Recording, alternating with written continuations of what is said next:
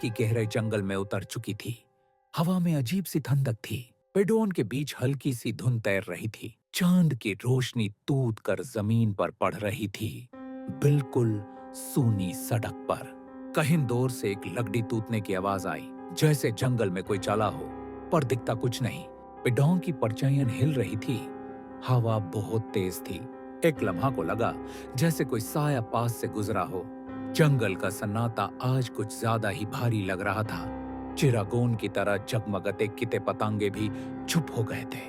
जमीन पर पुराने निशान थे, जैसे कोई यहाँ रुक कर खड़ा रहा हो।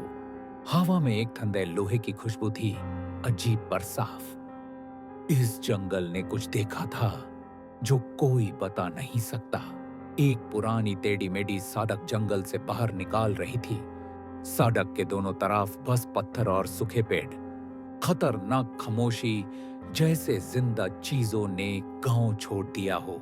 कहीं कहीं पर मिट्टी में गहरे परछन थे, जैसे कोई भाग कर यहाँ से गुजरा हो।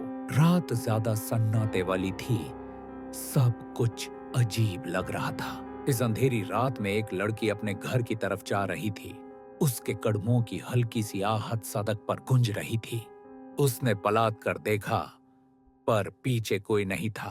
धुंध के बीच उसका चेहरा हल्की रोशनी में चमक रहा था।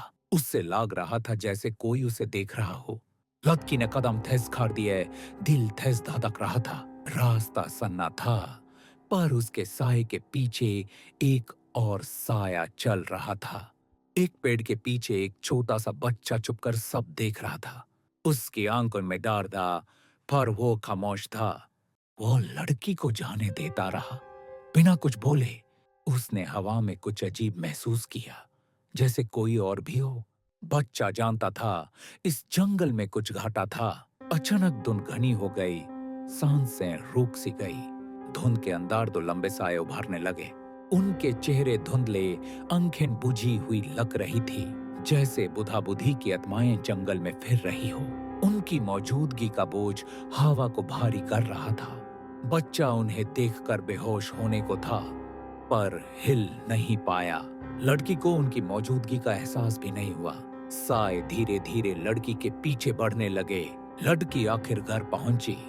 दरवाजा धीरे से खुला। अंदर एक पुरानी लैंटर्न जल रही थी। उसका फोन अचानक तेज रोशनी में चमक उठा। Screen for unknown number. अजीब। कॉल उठाते ही सिर्फ सांस की आवाज, जैसे कोई बहुत नजदीक हो। खिड़की के बाहर तीन अजीब साए हल्की रोशनी में दिखे। वो खामोशी से घर में घुस गए। उनके चेहरे चुपते, इरादे खतरनाक। उन्हें पता था लड़की अकेली है। घर का हर कोना सन्ना था। अचानक एक तेज आहट हुई, और फिर एकदम से धड़। घर के अंदर से एक चीख की गूंज सुनी गई। फिर सब कुछ शांत हो गया। कान में किसी ने कुछ नहीं सुना। सिर्फ बच्चा जानता था क्या हुआ है, पर उसने कुछ नहीं बोला। वो खुद गायब हो गया। सुबह गांव में अफरा तफरी मच गई। जंगल के बीच एक अकेला सूखा पेड़ नजर आया। उसके पास हवा थोड़ी ठंडी हो जाती थी, जैसे कोई अभी भी वहां खड़ा हो। और कहानी आज भी वही चल रही है।